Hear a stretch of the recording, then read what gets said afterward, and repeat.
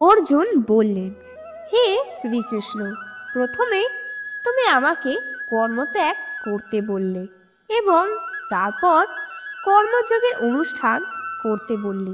এই দুটির মধ্যে কোনটি অধিক কল্যাণকর তা সুনিশ্চিতভাবে আমাকে বলো। পরমেশ্বর ভগবান বললেন, কর্মত্যাগ কর্মযোগ উভয়ই মুক্তিদায়ক, কিন্তু এই দুটির মধ্যে কর্মযোগ কর্মসন্ন্যাস থেকে শ্রেয়। মহাবাহু, যিনি তার কর্মফলের প্রতি দোষ বা আকাঙ্ক্ষা করেন না তাকে নিত্য সন্ন্যাসী বলে জানবে।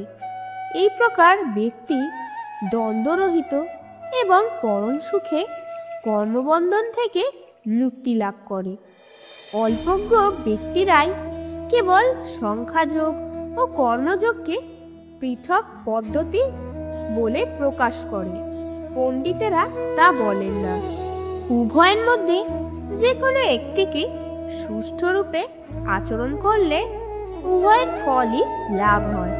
যিনি জানেন সংখ্যাযোগের দ্বারা যে গতি লাভ হয়, কর্মযোগের দ্বারাও সেই গতি প্রাপ্ত হওয়া যায়, এবং তাই যিনি সংখ্যাযোগ ও কর্মযোগকে এক বলে জানেন তিনি যথার্থ তত্ত্বদ্রষ্টা। মহাবাহু, কর্মযোগ ব্যতীত কেবল কর্মত্যাগ রূপ সন্ন্যাস দুঃখজনক, কিন্তু যোগমুক্ত মুনি অচিরেই ব্রহ্মকে লাভ করেন। যোগযুক্ত জ্ঞানী বিশুদ্ধ বুদ্ধি, বিশুদ্ধ চিত্ত ও জিতেন্দ্রিয়, এবং তিনি সমস্ত জীবের অনুরাগ ভজন হয়ে সমস্ত কর্ম করেও তাতে লিপ্ত হন না। চিন্ময় চেতনায় অধিষ্ঠিত ব্যক্তি দর্শন, শ্রবণ, স্পর্শ, ঘ্রাণ, ভোজন, গমন, নিদ্রা ও নিঃশ্বাস আদি ক্রিয়া করেও সর্বদা জানেন যে প্রকৃতপক্ষে তিনি কিছুই করছেন না, কারণ প্রলাপ, ত্যাগ, গ্রহণ, চক্ষু উন্মেষ ও নিমেষ করার সময় তিনি সব সময় জানেন যে জড় ইন্দ্রিয়গুলি কেবল ইন্দ্রিয়ের বিষয় প্রবৃত্ত হয়েছে, তিনি নিজে কিছুই করছেন না। যিনি সমস্ত কর্মের ফল পরমেশ্বর ভগবানকে অর্পণ করে অনাসক্ত হয়ে কর্ম করেন, কোনো পাপ তাকে কখনো স্পর্শ করতে পারে না, ঠিক যেমন জল পদ্ম পাতাকে স্পর্শ করতে পারে না। আত্মশুদ্ধির জন্য যোগীরা কর্মফলে আসক্তি ত্যাগ করে, দেহ, মন, বুদ্ধি এমনকি ইন্দ্রিয়ের দ্বারা কর্ম করে। যোগী কর্মফল ত্যাগ করে নৈষ্ঠিকী শান্তি লাভ করে, কিন্তু সকামকর্মী কর্মফলের প্রতি আসক্ত হয়ে কর্ম করার ফলে কর্মের বন্ধনে আবদ্ধ হয়। বাহ্যে সমস্ত কার্য করেও মনের দ্বারা সমস্ত কর্মত্যাগ করে জীব নবোদ্ধার বিশিষ্ট দেহরূপ দিয়ে পরম সুখে বাস করতে থাকেন। তিনি নিজে কিছুই করেন না এবং কাউকে দিয়েও কিছু করান না। দেহরূপ নাগরিক প্রভু জীব কর্ম সৃষ্টি করে না, সে কাউকে দিয়ে কিছুই করায় না এবং সে কর্মের ফলও সৃষ্টি করে না। এইসব হয় জড়া প্রকৃতির গুণের প্রভাবে। পরমেশ্বর ভগবান জীবের পাপ অথবা পুণ্য কিছুই গ্রহণ করেন না।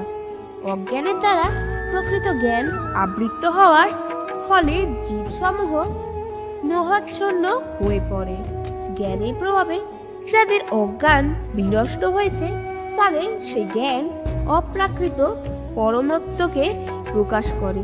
ঠিক যেমন দিন মানে সূর্যের উদয় সব কিছু প্রকাশিত হয়। যার বুদ্ধি ভগবানের প্রতি উন্মুখ হয়েছে, মন ভগবানের চিন্তায় একাগ্র হয়েছে, নিষ্ঠা ভগবানে দৃঢ় হয়েছে এবং যিনি ভগবানকে তার একমাত্র আশ্রয় বলে গ্রহণ করেছেন, জ্ঞানের দ্বারা তার সমস্ত পৌরুষ সম্পূর্ণরূপে বৌদ্ধ বিধৌত হয়েছে এবং তিনি জন্ম মৃত্যুর বন্ধন থেকে মুক্ত হয়েছেন।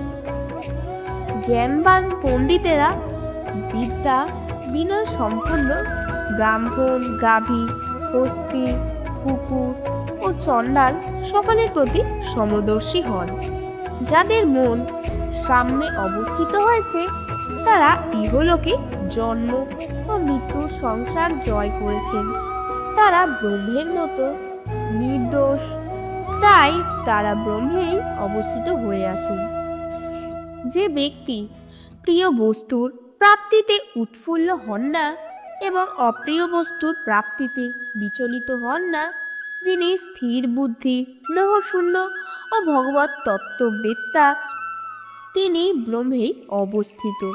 সেই প্রকার ব্রহ্মবিদ পুরুষ কোনো রকম জড় ইন্দ্রিয় সুখ ভোগের প্রতি আকৃষ্ট হন না, তিনি চিৎগত সুখ লাভ করেন।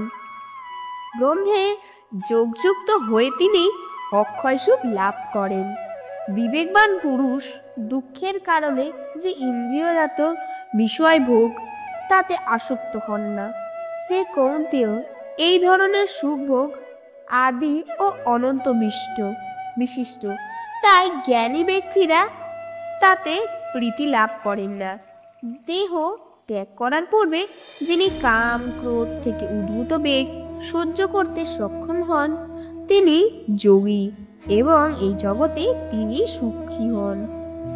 যিনি আত্মাতেই সুখ অনুভব করেন, যিনি আত্মাতে ক্রীড়াযুক্ত এবং আত্মাই যার লক্ষ্য, তিনি যোগী।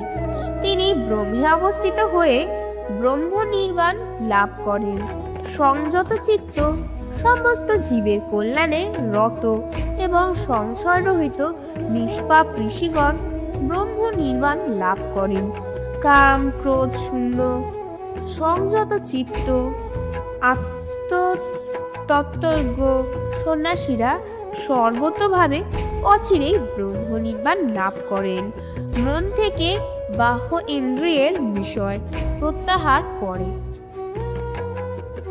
ভ্রুযুগলের মধ্যে দৃষ্টি স্থির করে, নাসিকার মধ্যে বিচরণশীল প্রাণ ও অপান বায়ু ঊর্ধ্ব ও অধোগতি রোধ করে, ইন্দ্রিয় মন ও বুদ্ধি সংযম করে এবং ইচ্ছা ভয় ক্রোধ শূন্য হয়ে যে মুনি সর্বদা বিরাজ করেন, তিনি নিশ্চয়তাভাবে মুক্ত। আমাকে সমস্ত যজ্ঞ ও তপস্যার পরম ভোক্তা, সর্বলোকে মহেশ্বর এবং সমস্ত জীবের সুদর রূপে জেনে যোগীরা জড় জগতের দুঃখ দুর্দশা থেকে মুক্ত হয়ে শান্তি লাভ করেন।